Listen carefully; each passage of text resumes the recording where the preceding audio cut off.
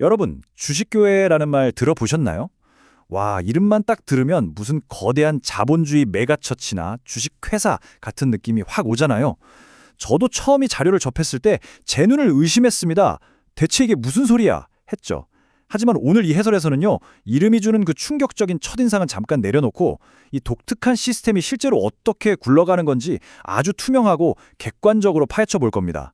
감정적인 반응을 잠시 접어두고 이 파격적인 패러다임 뒤에 숨겨진 진짜 구조적 원리를 저와 함께 낱낱이 해독해 보시죠. 오늘 우리가 다룰 핵심 내용들입니다. 주식교회가 도대체 무엇인지부터 시작해서 왜 굳이 이런 제도를 도입하는지, 주주의 권리와 건강한 분리 방식, 비영리 모델로서의 장점, 그리고 마지막으로 절대 놓쳐선 안 될 치명적인 위험 요소까지 쭉 한번 훑어보겠습니다. 그럼 첫 번째, 주식교회란 무엇인가? 바로 들어가 보죠. 자, 본격적으로 살펴볼까요? 솔직히 영적인 신앙 공동체에 주식이나 지분 같은 단어가 붙는 거 어떻게 보면 되게 불경스럽고 스캔들처럼 들릴 수 있습니다. 충분히 이해합니다. 하지만 시각을 조금만 바꿔서 원문 자료가 말하는 진짜 의미를 들여다보면요, 이 모델은 투자 수단이 절대 아닙니다. 철저하게 사명에 집중하는 비영리 공동체예요. 전통적인 신앙과 예배의 질서는 그대로 두되 11조를 하나님 나라의 사명 지분이라는 개념으로 완전히 새롭게 정의한 겁니다. 여기서 오해를 확실히 풀고 가야 합니다. 월스트리트에서 사고 파는 그 주식? 전혀 아닙니다. 이 사명 지분은 우리에게 익숙한 경제적인 수익이나 배당금을 단 1원도 주지 않습니다. 나중에 현금으로 환급받거나 남한테 파는 것도 아예 불가능해요. 그 대신 뭐가 주어지냐? 철저한 청지기 의식을 바탕으로 공동체 안에서 의결권을 주고 그만큼 진짜 막중한 책임을 요구하는 겁니다.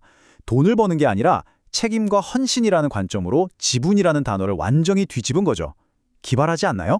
두 번째, 그럼 도대체 왜 이런 엄격한 구조를 도입하는 걸까요? 솔직히 우리 다 알잖아요. 어떤 조직이든 돈과 권력이 모이면 꼭 크고 작은 문제가 터집니다. 교회도 결국 사람이 모인 곳이니까 예외일 수 없죠. 원문 자료는 전통적인 구조가 흔히 겪는 아주 현실적인 아킬레스건들을 딱 짚어냅니다. 재정이 불투명하게 관리된다거나 의사결정 과정에서 복잡한 갈등이 생기고 심지어 교회가 나뉠 때 재산 가지고 낯뜨거운 분쟁이 벌어지기도 하죠. 게다가 내가 헌금을 이만큼이나 했는데 하는 공로의식까지요. 바로 이런 재정적 불투명성과 권력 다툼을 아예 원천 차단하려고 이 파격적인 구조가 고안된 겁니다. 핵심 작동 원리는 생각보다 되게 단순합니다. 11조 같은 재정적인 헌신이 딱 지분으로 바뀌는 거예요. 예를 들어 10,000원이 1주가 되는 시기죠. 근데 여기서 진짜 중요한 포인트. 이게 결코 돈으로 교회 내 권력을 사는 게 아닙니다. 오히려 자료에서는 이걸 엄청나게 투명한 헌신의 기록이자 공동체를 향한 무거운 책임의 증표로 규정합니다. 내 헌금이 그냥 사라지는 게 아니라 내가 이 공동체를 위해 얼마만큼 책임감을 가지고 헌신했는지가 아주 투명한 기록으로 영구히 남는다는 뜻이죠. 세 번째, 그럼 이 지분이 실제 거버넌스와 의사결정에서 어떻게 쓰이는지 볼까요? 자, 여기서 정말 흥미로운 점이 하나 나옵니다. 바로 철저한 권력 분립이에요. 쉽게 말해 역할을 칼같이 나누는 겁니다.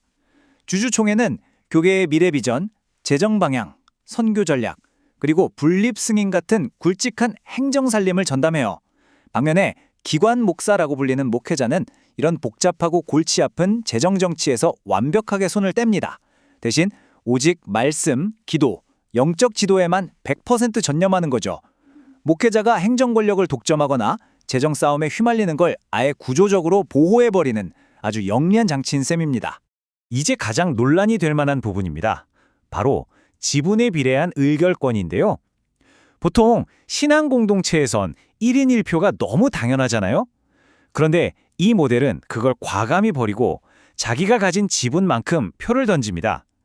솔직히 언뜻 들으면 이거 너무 불평등한 거 아니야? 싶으실 겁니다. 하지만 자료의 논리는 명확합니다. 공동체를 위해 지속적으로 더 많은 재정적 헌신을 한 사람이 그에 비례해서 더 무거운 행정적 책임과 영향력을 지는 것이 구조적으로 훨씬 합리적이고 투명하다는 거예요. 권리가 커지는 만큼 실패했을 때의 책임도 고스란히 자기가 짊어져야 한다는 뜻이죠. 네 번째, 목회자와 건강한 분리, 분립과 확장 프로세스를 보겠습니다. 보통 교회가 커져서 나뉠 때 제일 뼈아픈 갈등이 생기곤 하잖아요. 그런데 이 시스템을 보면 그 복잡한 과정을 놀라울 정도로 깔끔하게 만듭니다. 어떻게 확장되는지 한번 볼까요? 1단계, 이사 1명과 주주 10명 이상이 모입니다. 2단계, 새로운 선교 비전과 계획을 딱 세우죠. 그리고 3단계에서 새로운 공동체를 시작하면 기존 주주들의 지분이 새 교회로 그냥 자동으로 넘어갑니다. 끝이에요. 복잡한 재산권 분쟁이나 눈치 싸움이요? 아예 없습니다. 그동안 흔히 봐왔던 고통스러운 교회 분열을 갈등이 1도 없는 아주 기쁜 선교 확장으로 완전히 탈바꿈시켜버린 겁니다. 5번째, 비영리 모델로서 이런 기업적 거버넌스가 주는 장점들을 정리해 보겠습니다. 이 차갑고 딱딱해 보이는 기업형 거버넌스를 비영리 선교에 가져오면 대체 어떤 시너지가 날까요? 자료에서 강조하는 건 이겁니다. 극단적인 투명성, 헌신한 만큼 지는 명확한 책임, 분쟁의 극적인 감소, 그리고 누구나 비전을 제안할 수 있는 열린 확장성입니다. 특히 여기서 제일 놀라운 건요. 11조는 지분이 되지만 그 외에 들어오는 돈이나 이자 수익은 전부 다 교회 운영이나 외부 선교에 강제로 쓰이게 된다는 규칙입니다. 자본이 교회 내부에 고여서 썩는 걸 막고 세계 선교나 교육, 구제같이 세상을 향해 쉴 새 없이 흘러가게끔 구조 자체가 강제하는 효과를 만들어내는 거죠. 자, 그런데 말입니다. 우리는 여기서 아주 진지한 질문을 하나 던져봐야 합니다. 겉보기엔 문제 해결에 완벽하게 특화되어 있고 논리적으로 흠잡을 데가 없어 보이는 이 구조. 과연 치명적인 약점은 없을까요? 모든 걸 기업처럼 수치화하는 이 시스템에 낳을 수 있는 진짜 부작용은 무엇일까요? 6번째, 반드시 기억해야 할 위험 요소들입니다. 오해하시면 안 되는 게 저희가 지금 이 모델을 무비판적으로 옹호하려는 게 절대 아닙니다. 원문 자료 스스로도 이 시스템에 내재된 아주 날카로운 경고를 남기고 있어요. 첫째, 돈이 절대 믿음의 척도가 되어서는 안 됩니다. 지분이 많다고 영적으로 더 거룩한 건 아니란 뜻이죠. 둘째, 경제적으로 가난한 성도가 구조적으로 소외되거나 공동체 안에서 존엄성을 잃는 일은 절대 있어서는 안 됩니다. 만약 돈과 거룩함을 똑같이 여기는 순간 이 효율적인 시스템은 만인제사장이라는 공동체의 핵심 영성을 산산조각 낼 수 있습니다.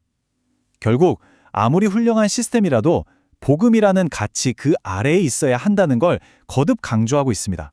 그리고 아주 현실적인 장벽도 존재합니다. 이 멋지고 창의적인 아이디어를 막상 현실에 적용하려면요.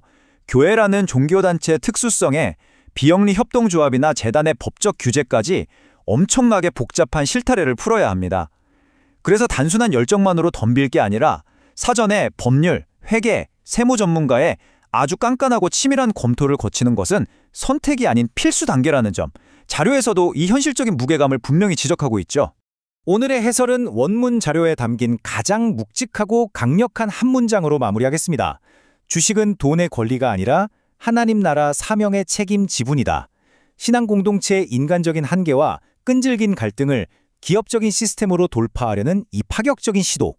과연 우리는 핵심 가치가 훼손될 위험을 무릅쓰는 걸까요? 아니면 더 투명한 청지기로 나아가기 위한 불가피하고 혁신적인 진화를 목격하고 있는 걸까요? 거버넌스와 신앙이 아슬아슬하게 교차하는 이 지점, 여러분의 생각은 어떠신가요? 긴 여운을 남기는 이 질문과 함께 오늘 해설은 여기서 마치겠습니다.